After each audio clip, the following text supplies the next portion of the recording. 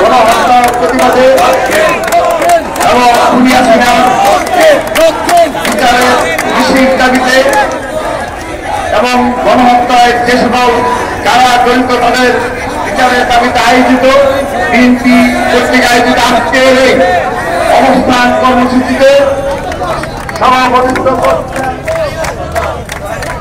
অবস্থান কর্মসূচিতে উপস্থিত বিএনপির সম্মানিত নেতৃবৃন্দ এবং বাংলাদেশ জাতীয়তাবাদী ছাত্র দলের সকল পর্যায়ের নেতৃবৃন্দ সবাইকে ছাত্রদল কেন্দ্রীয় সংসদের পক্ষ থেকে জানাচ্ছি রক্তিম শুভেচ্ছা বিপ্লবী অভিনন্দন। প্রিয় নেতৃবৃন্দ,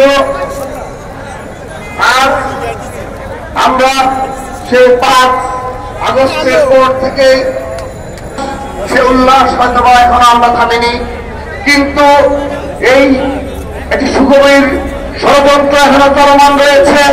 সেই 5 জানুয়ারির পর থেকে ঢাকা বিশ্ববিদ্যালয় সহ বাংলাদেশের সকল বিশ্ববিদ্যালয়ে এই ফ্যাসিস্ট হাসিনার 15.5 বছরে যে সকল যাদেরকে নিয়োগ দেওয়া হয়েছিল, যারা এই ফ্যাসিস্ট হাসিনার গোলাম হিসাবে বিশ্ববিদ্যালয় এবং কলেজগুলো পরিচালনা করেছে, তারা আজও সেই সকল পদে অধিষ্ঠিত রয়েছে। সে কারণে সেই শুধু বিশ্ববিদ্যালয় নয়, রাষ্ট্রীয়ভাবে ষড়যন্ত্র রয়েছে, আন্তর্জাতিক ষড়যন্ত্র রয়েছে।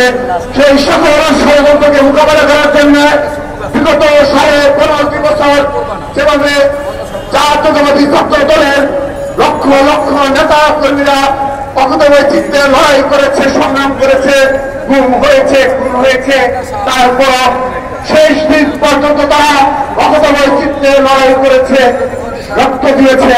ঠিক সেভাবে এই বাংলাদেশের পরিপূর্ণ গণতন্ত্র পুনরুদ্ধার করার আগ পর্যন্ত ছাত্রদল সর্বাত্মকভাবে মাঠে থাকবে ইনশাআল্লাহ।